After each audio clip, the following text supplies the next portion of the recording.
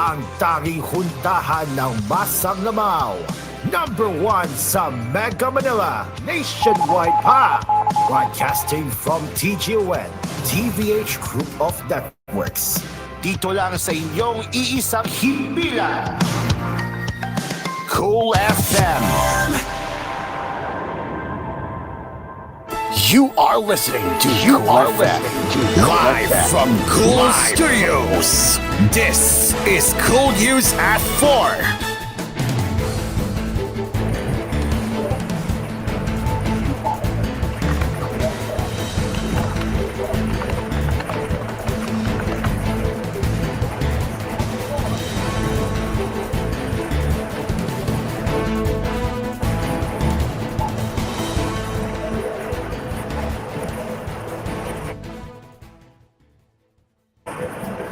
Good afternoon and welcome to Cool News at 4.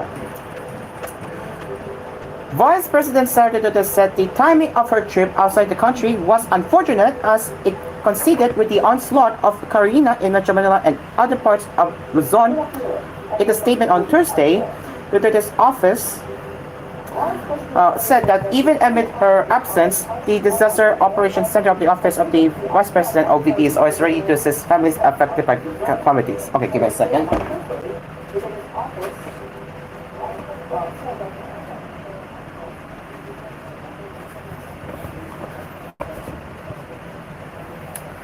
Duterte drew flack from netizens when it was reported that she and her family left the country on Wednesday. The Vice President is on a personal trip with her family overseas, the statement from OVP said, adding that the trip was covered by a travel authority from the Office of the President issued last July 9. The statement did not mention where she and her family were traveling to, although it was already reported that they took a flight bound for Dubai, from where they will take a connecting flight to Munich, Germany. The timing of a trip coinciding with Typhoon Karina is unfortunate, the OVP said.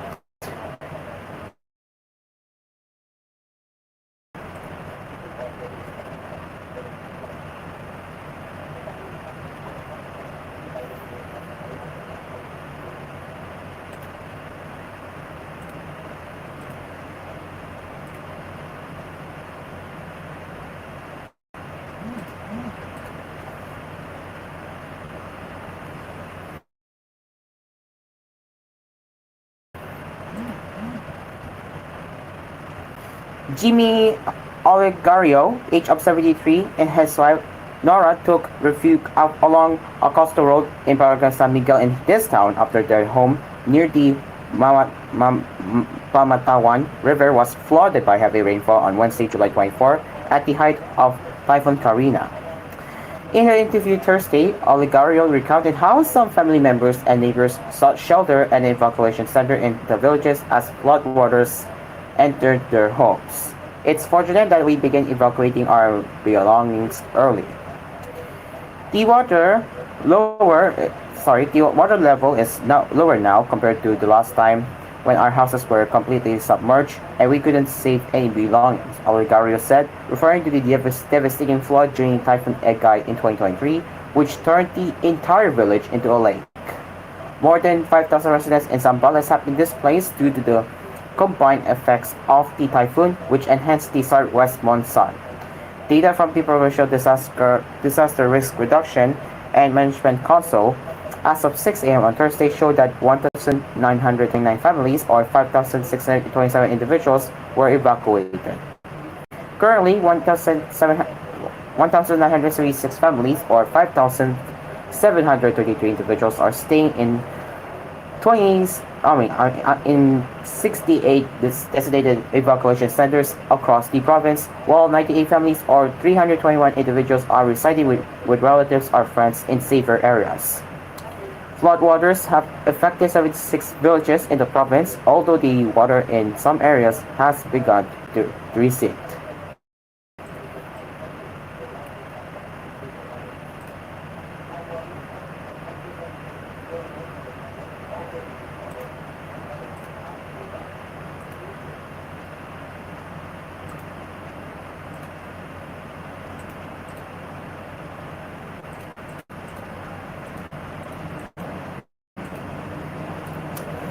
Senator Amy Marcos defended Vice President Sara Duterte, who was criticized for leaving the country amid a calamity. Duterte and her family left the country early Wednesday morning, while many areas were grappling with the devastation caused by the effects of Super Typhoon Karina and the 45 Southwest monsoon. Matagal ng planong yung at hindi naman nila alam na may bagyo. Pambihira naman, Marcos said in an interview in Manila on Thursday, July 25. Despite her absence, Duterte's office was still the first to extend assistance to calamity-hit areas, according to the senator. Metro Manila is one of the areas severely hit by torrential rains as Karina enhanced the prevailing southwest monsoon, locally termed Habagat, resulting in massive floods and landslides. Palagay ko talagang nakatutok naman sila, Marcos said, referring to the office of the Vice President. Asked if she had an idea where Duterte went, Marcos said, "Hindi ko alam eh. Personal naman ata yun na pagpapahinga."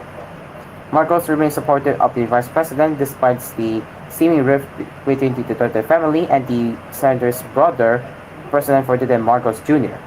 In January this year, Duterte's brother, Davao City Mayor Sebastian Paste Duterte, asked President Marcos to resign if he does not have love and aspirations for the country. Duterte's father, former President Rodrigo Duterte, has also been critical of President Marcos. Just last month, the Vice President resigned from President Marcos' cabinet as Secretary of the Department of Education without giving her reasons.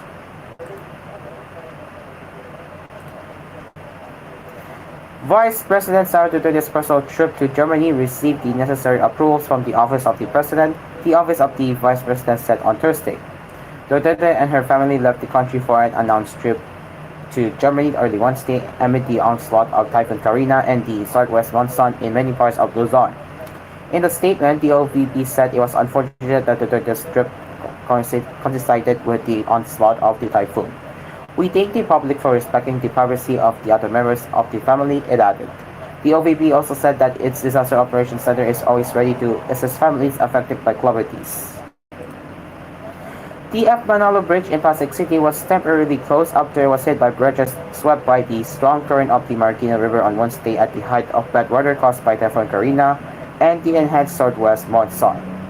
This bridge is scheduled to be rehabilitated or reconstructed because masayundong mababa yung free po nila. It's not really designed for the bridges to pass through. Department of Public Works and Highways Secretary Manuel Bonanaan told President Ferdinand R. Marcos Jr. in the situation briefing on the effects of the inclement weather at the Presidential Security Command in Manila on Thursday. Bonanaan said the DPWH has enough funds to reconstruct the bridge. "It's just a matter of going through the design," he said. In the same briefing, Metropolitan Manila Development Authority Acting Chair Romando Artes reported that 30 barges and tugboats were swept by the strong currents on Wednesday. They are owned by a construction company contracted for a Japan International Cooperation Agency funded project at the Marikina River. "We, together with the Pasig LGU, temporarily closed it because it might not be safe. The current is still strong. We have already coordinated with the Office of Secretary Jimmy Bautista of the Department of Transportation and with the Philippine Coast Guard. The bridges are still there and cannot be removed immediately due to the strong current. But the Coast Guard is already in contact with salvage companies to assess how they can be removed," Artis said. Bonnoan, meanwhile, said the DPWH has deployed personnel and assets for quick response operations in 7 regions: Metro Manila, Cordillera Region, Ilos Region, Cagayan Valley, Central Luzon, Calabarzon, and Zamboanga Peninsula. Manpower in these areas are on standby since 5 a.m. today, he added. The DPWH chief said only Canon Road in the Cordillera has been closed due to landslides. Meanwhile, he said some roads in Central Luzon might become passable in the next hours. Water is continuously receding. In a few hours, I think the estimate is 3 hours more, it will already be passable, particularly in Bataan, he added. Bonanaan noted that some road sections in Calabarzon are passable only to heavy vehicles. "I have instructed all our regional and district offices that once the clearing of national roads is finished and to continue to coordinate with local government units where they need the assistance of the department to clear out areas that are inaccessible for the moment," he said.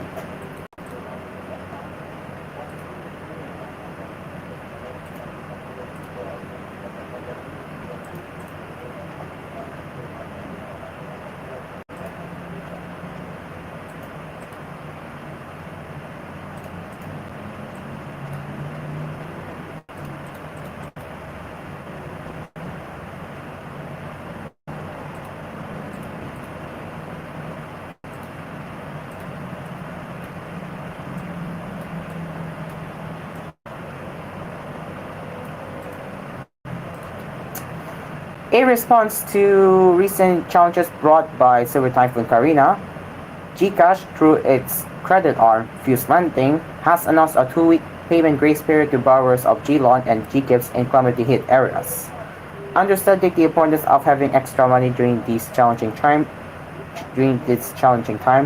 GCash is offering a grace period to customers whose due dates fall between July 21 and 31st, 2024, said Tony Isidro, President and CEO of Fuse Lending. This initiative allows customers in some areas of Region 3, 4A, and the National Capital Region affected by Typhoon Karina to postpone the loan payments to August without incurring any penalty charges. GCash is also waiving the fees for users availing of buy load promos worth 59 pesos and below starting 12 noon of July 25 and to July 31st. This will help ease the expenses of customers affected by the severe rains and flood, allowing them to stay connected with their loved ones, updated on news, and continue their livelihood like working with home with ease. To help sari-sari stores in areas affected by Silver Typhoon Karina continue to provide service to their communities, the 0.5% cash-in fee for GCash per outlets is also waived. This will allow them to fund their wallets without any additional costs and allow them to provide much needed services like buy load, pay bills, as well as cash in and cash out.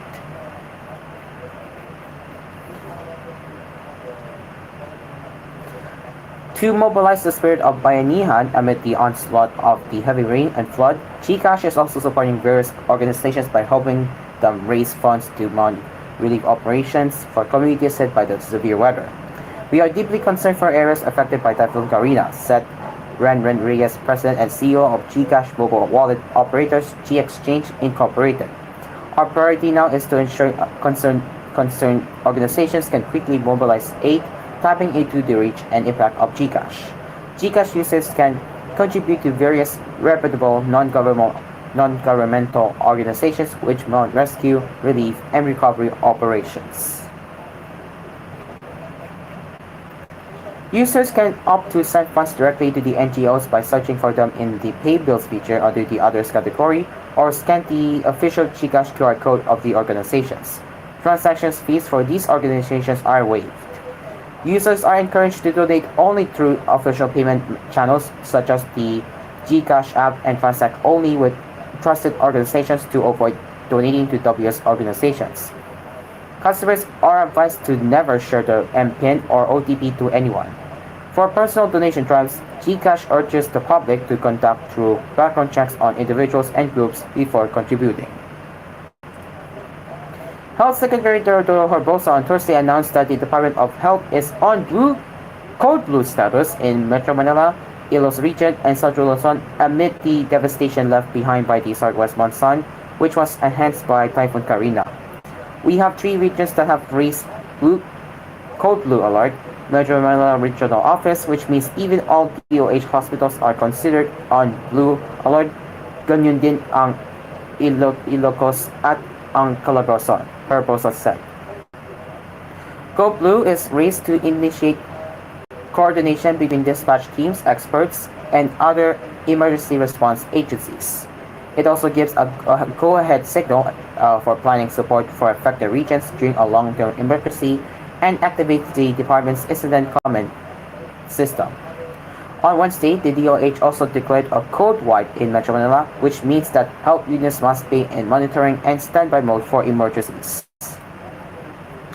Authorities are moving to contain the ensuing oil spill from the submerged motor tanker Terra Nova at the portion of Manila Bay of Lima Municipality in Bataan Province.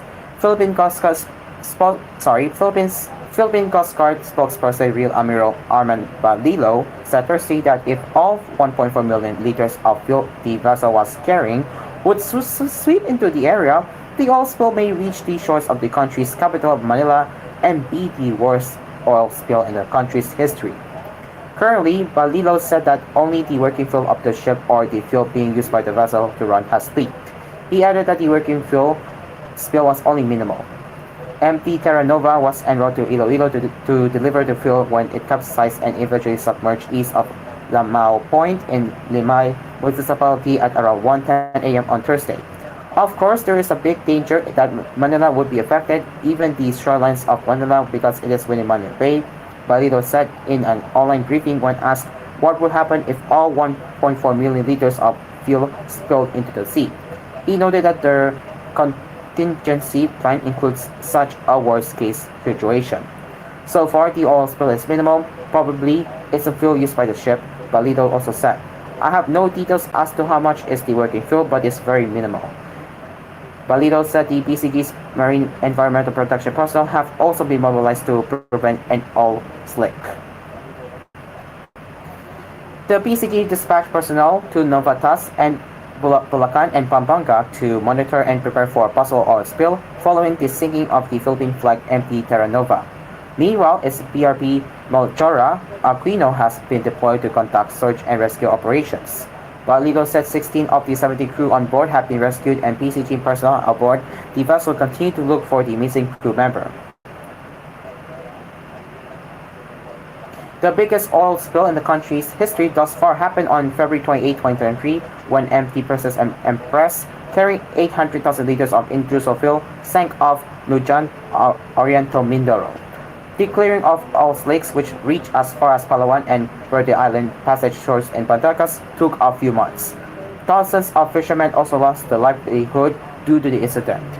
The Office of Civil Defense said before that the government shelled out almost 1 billion pesos to respond to the Mindoro oil spill. Balito said that if all 1.4 liters of industrial fuel carried by MT Terra Nova leaked, it would be the Oriental Mindoro incident and become the worst oil spill in the country's history. We are racing against time and we are doing our best to contain it, he said. Alright, it is now 17 minutes past 4 and we will continue with our headlines right up to this commercial break, so stick around guys, we will be right back.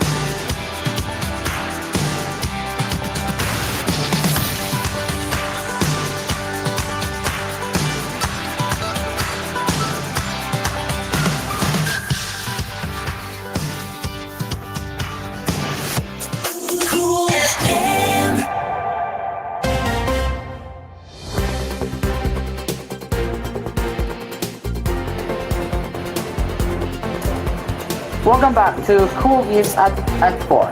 Give me a second.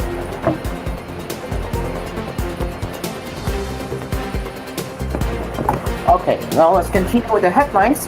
President Ferdinand Marcos Jr. on Thursday instructed the Department of Health to set up clinics and deploy medical teams to evacuation centers in the country in the aftermath of Typhoon Karina and the southwest monsoon. No representative from the DOH was present during the palace briefing, prompting Marcos to request that his instruction be forwarded to the agency. Those in the evacuated areas will need to, kailan meron silang clinics sa bawat evacuation center or at least may umikot na may medical team, the president said.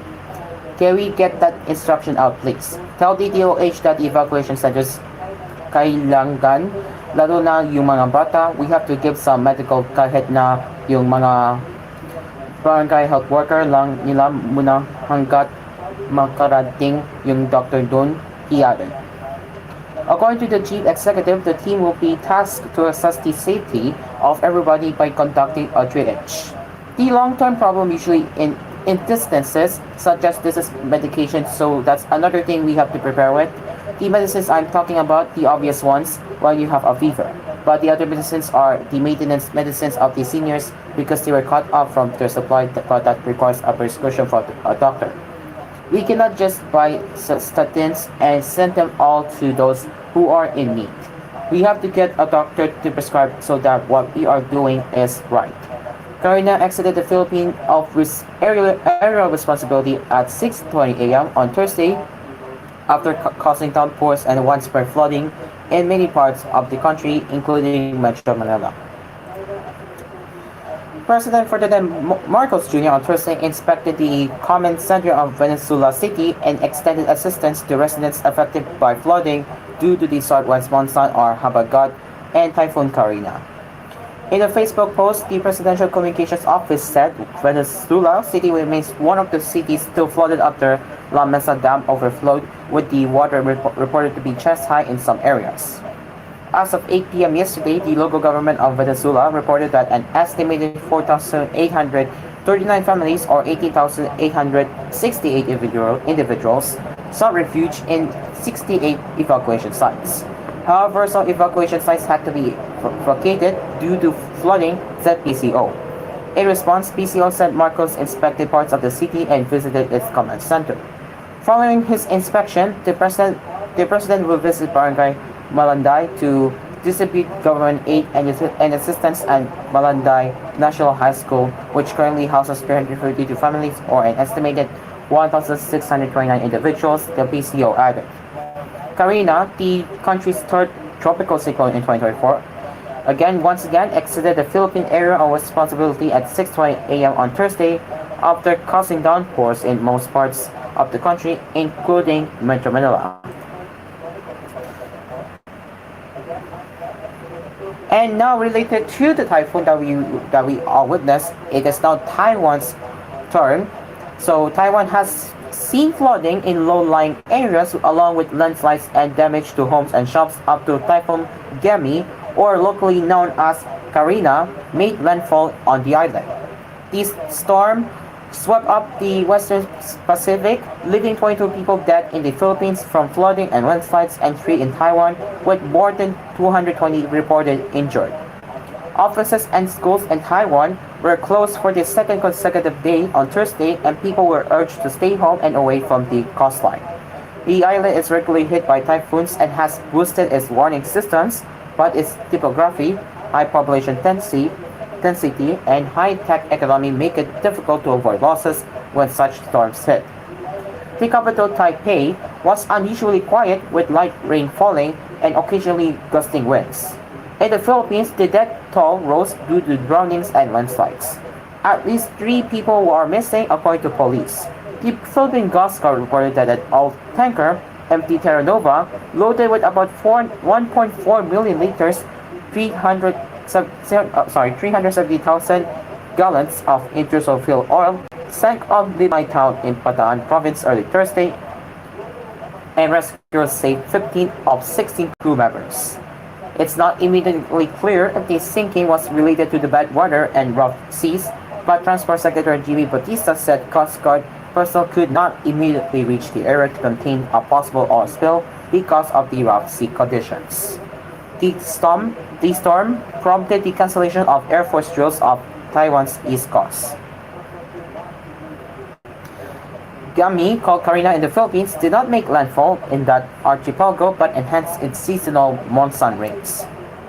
Philippine President Ferdinand Marcos Jr. has ordered authorities to speed up efforts to deliver food and other aid to isolated rural villages. People there may not have eaten for days, Marcos said in a televised emergency meeting. In the densely populated region around the Philippine capital, government work and school classes were suspended after rains flooded many areas. These storm's effects were expected to continue into Friday, July 26, as it moved in the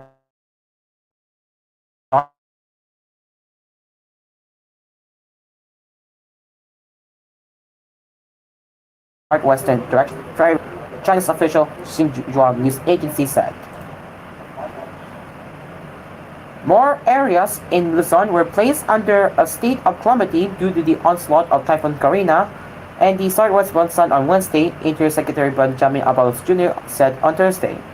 Speaking at a palace briefing, Abalos said the information came from the data his office has gathered.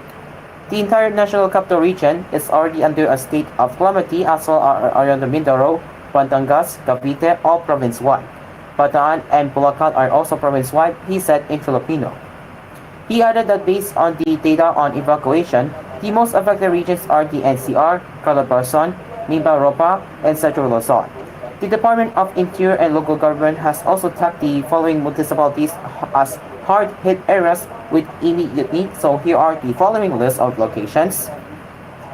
For Region 3 areas are Abucay, Baliwag, Obando, Palaridel, Bulilan, Santa Maria. For Region 4 areas, Cainita, Taytay, San Mateo, Moron, Rodriguez, Angono, and Tinglon. Based on the presentation by Abalos, hard-hit local government units were initially identified based on the following: little to no access to relief goods, suffered widespread damages, high number of displacement, lack of non-food items. Now, let's get into some scary part of the scam call center, shall we? It started with a raid on a Chinese-run online gambling center north of Manila, where hundreds of foreigners and Filipinos were forced to run scams or risk torture. Then came explosive allegations that the local mayor was involved in the illicit operation and that she was a Chinese national masquerading as a Filipina. This scandal stunned the nation and fueled calls for the government to ban the online gambling industry over its links to financial scams, kidnapping, prostitution, human trafficking, torture, and murder. President Ferdinand Marcos Jr. outlawed Philippine offshore gaming operators, or known as POGOs, this week, saying the grave abuse and disrespect to our system outlaws must stop, and foreign workers involved have been given 2 months to leave the Philippines. Authorities believe there could be several hundred illegal online gambling entities, as well as a good number of more than 40 licensed operators that are running scam centers under the noses of public officials. Alice Lil Guo, the mayor of Bamban, where the raided scam center was meters from the municipal hall, has been accused of human trafficking and money laundering in relation to the operation of offshore gaming. Guo has been suspended from her job as mayor and is in hiding after a warrant was issued for her arrest. She has denied the allegations against her.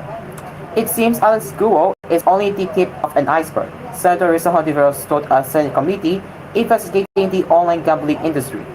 This committee hearing is in the process of uncovering a deep and deadly web of bad actors involving international criminal syndicates, local and national politicians, and perhaps malevolent elements of our foreign state. The sprawling Bamban complex, which was operated by Chinese nationals and included office buildings, luxury villas, and a large swimming pool, was raided in March after a Vietnamese worker escaped and called police.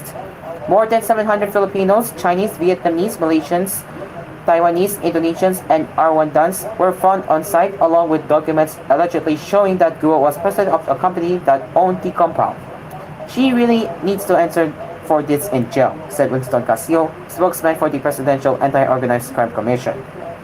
Scam centers have mushroomed across Southeast Asia with crime syndicates luring, kidnapping, or coercing workers into predatory online activity and raking in billions of dollars. Victims have reported traveling across the region, often on the pretense of romance or high-paying jobs, but find themselves forced instead to cajole people into pilofing money into fake investment platforms and other arses. In the Philippines, scam centers are often disguised as online gambling operations, which are mostly run by Chinese nationals and target people overseas. Official figures show more than 60,000 foreigners and Filipinos are working for licensed online gambling companies. Casio estimates as many as 100,000 could be employed by the illegal polos. They flourished under former President Rodrigo Duterte after the government regulator was given the right to issue operating license nationwide. Many lost their licenses in 2023 and went underground. Authorities are now racing to shut them all down. 5 have been raided since 2023, with several thousand foreigners repatriated, expelled, or charged. Casio told AFP at his office inside one of the scam centers targeted. Casio said heads need to roll among public officials, including mayors and police chiefs who have allowed these scam centers to operate in plain sight. If we don't start bringing people to court, if we don't start asking these people to spend time in jail, then we won't put an end to this platform, Casio said. Inside the Bambang compound, victims engage in online scams under threat of physical harm or other punishment. Dylan, a Malaysian national in his 20s, worked there for a month after a friend tricked him into visiting the complex. Once inside, Dylan said he wasn't allowed to leave. He suspects that his friend sold him to the Chinese bosses in exchange for his own freedom. Dylan, who used a pseudonym for the interview with AFP because he is a state witness, said he was forced to use Chinese matchmaking sites to contact parents looking for a husband for their daughter. After he was introduced to the woman, he would try to convince her to invest in a fake Chinese oil company in Dubai. Scammers were expected to meet a monthly target of 300,000 Chinese yuan or $41,200 or risk being tortured, he said. They received a 10% commission but no salary and had to work at least 12 hours a day, 7 days a week. Gillan said he was beaten once and feared for his life. I don't want to scam. I just want to survive, just do my job every day, Dylan told AFP at the PAOCC office where he is being held. Guo's nationality has been a key focus of the Senate probe, which comes as relations between Manila and Beijing worsen over disputes in the South China Sea. The National Bureau of Investigation told in the inquiry that Guo's fingerprints match those of a Chinese national who have been given a special investor resident visa along with her Chinese mother. This confirms what I have suspected all along. Mayor Alice is a fake Filipino, Hontiveros said in a statement. She is a Chinese national masquerading as Filipino citizen to facilitate crimes being committed by Pogo online gambling operation. Authorities have frozen assets belonging to Guo and others linked to the scam center, including 19 bank accounts, properties, luxury vehicles, and a helicopter. Casio fears Guo may try to evade arrest by changing her appearance at one of the clandestine hospitals set up by scam center to treat her workers. A recent raid on an illegal medical facility found equipment used for cosmetic surgery. You could basically get in there as one person and get out a totally whole new person, Casio said. That's how sophisticated the operation was. Okay, it is now 20 minutes before 5 and we will continue with our headlines when we return after this break. It is again now 4:40 in the afternoon. We will be right back.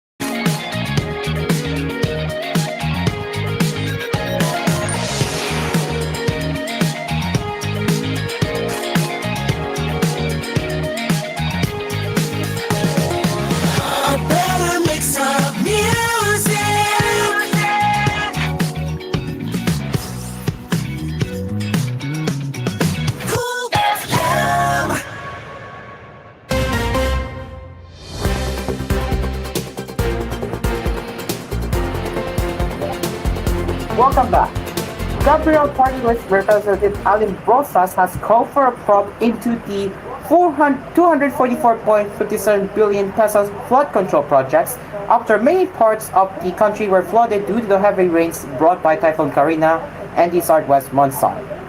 The disconnect between the administration's claims and the reality on the ground is alarming, her statement on Thursday read. It is said that billions of funds are being invested in flood control projects, but the people suffer from constant floods every rainy season. The people need to know where this fund is going, it added in Filipino. During his third State of the Nation address, on last July 22, President Ferdinand Marcos Jr. claimed to have completed over 5,500 flood control initiatives.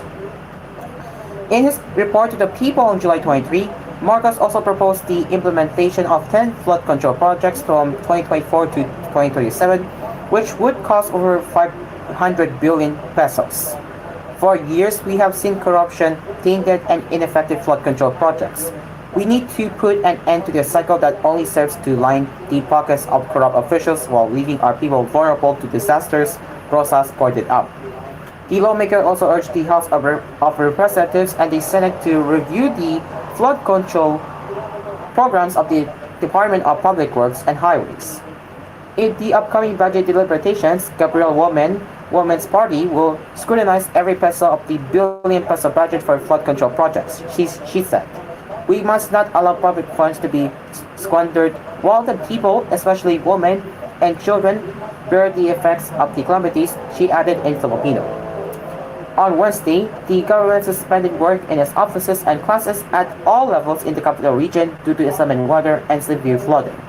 The Metro Manila Council likewise approved a resolution declaring a state of calamity region due to the onslaught of Typhoon Karina and the southwest monsoon. Based on the latest situation report from the National Disaster Risk Reduction and Management Council, the number of people affected by the combined effects of Karina, the southwest monsoon, and tropical depression Puchoy has reached over 1.1 million pesos. According to the State Weather Service, Karina exited the Philippine area of responsibility at 6:20 a.m. on Thursday. However, the typhoon is expected to continue enhancing the southwest monsoon and will trigger heavy rainfall, particularly in the Ilos region. And now for the business head news, Tokyo's key Nikkei index tumbled more than 3% on Thursday, marking 7 straight losing sessions after the tech-heavy Nasdaq index plunged on Wall Street. A higher yen also weighed on the Tokyo market as the Japanese currency surged to levels unseen since early April. The benchmark Nikkei 225 shed 3.28%, or 1,285.24 points to 37,869.51. It was the biggest single-day point fall since June 2016 when British voters chose to leave the European Union. The broader topic index shed 2.98% or 83.26 points to 2,709.86. Hideyuki Suzuki, senior analyst at SBI Securities, told AFP that falls in the US tech sector, especially a plunge in Tesla shares and disappointing Alphabet earnings, as well as a stronger yen, weighed on the market. The Nikkei last marked 7 straight daily losses in 2021, said Eway Cosmo Securities.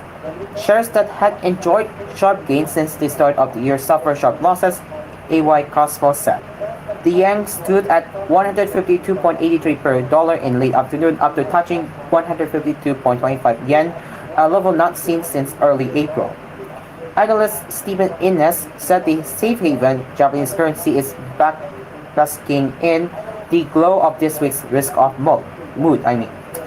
Momentum traders seem to have shifted from squaring short yen positions to taking long yen bets ahead of next week's Bank of Japan meeting, Innes said in the newsletter. Market watchers are divided on whether Japan's central bank will raise interest rates again on July 31st as they look to normalize their long-standing over-loose monetary policy. On Wall Street, the tech which Nasdaq died 3.6%, the blue chip Dow fell 1.3%, and the broad-based S&P 500 dropped 2.3%. Among major shares in Tokyo, Nissan dropped 6.98% to 485 yen after the Japanese automaker issued a profit warning, with CEO Makoto Uchida, calling first quarter results very challenging. Toyota fell 2.58% to 3,020. Semiconductor shares also fell sharply. Tokyo Electron gave up 4.82% to 29,010. Aventus lost 6.04% to 5,708. And now for the sports, the NBA signed its 11-year media rights deal with Disney, NBC, and Amazon Prime Video on Wednesday after saying it was not accepting Warner Bros. Discovery's $1.8 billion per year offer to continue its long-time relationship with the league. The media rights deal were approved by the league's Board of Governors last week and will bring the league about $76 billion over those 11 years.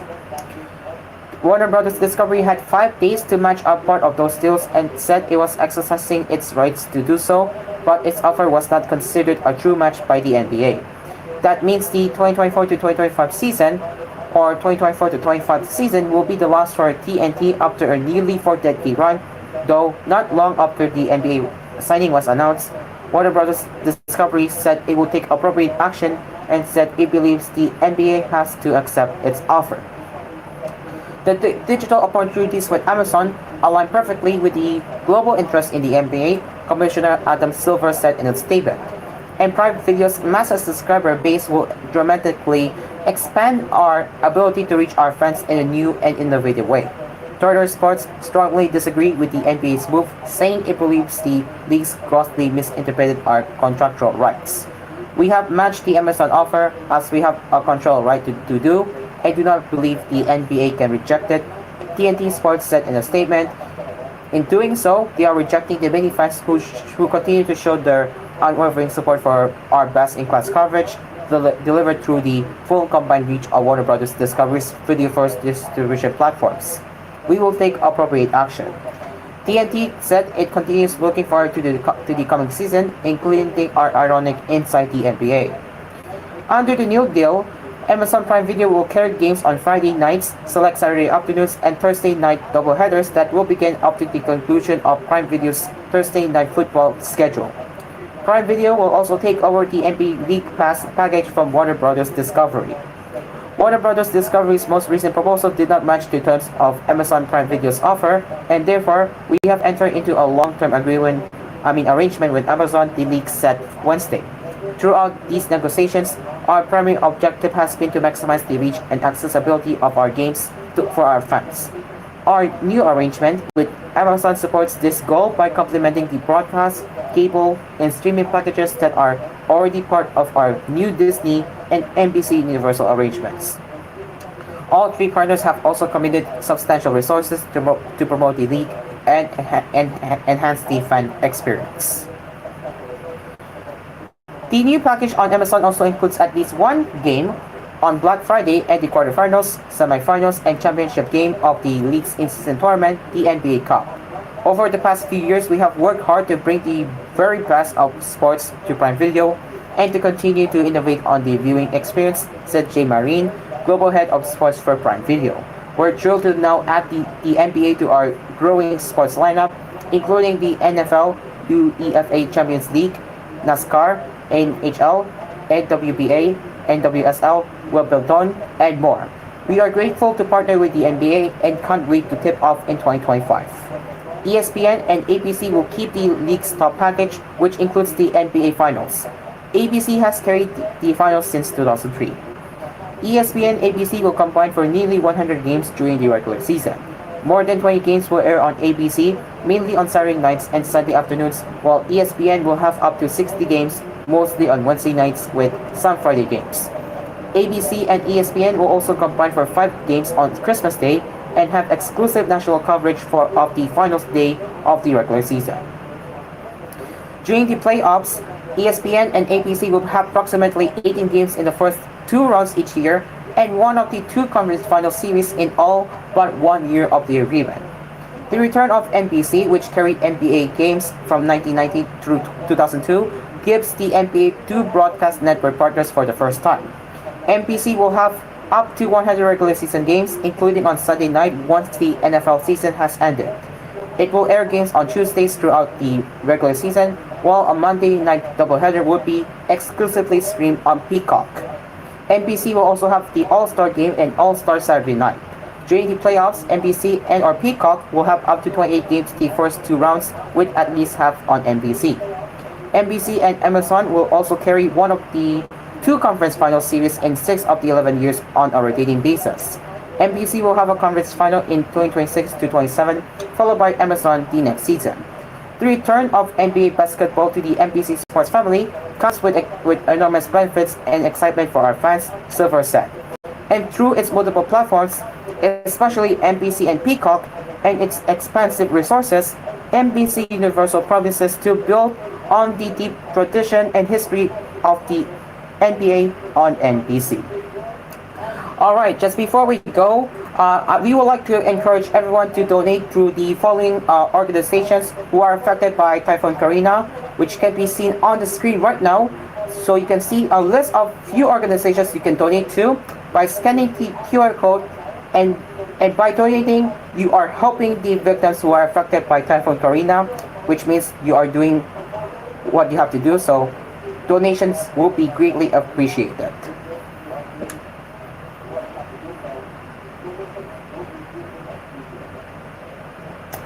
And that is it for Cool News at 4. As always, you can always get in touch with us at tvhthephilippines.news@gmail.com.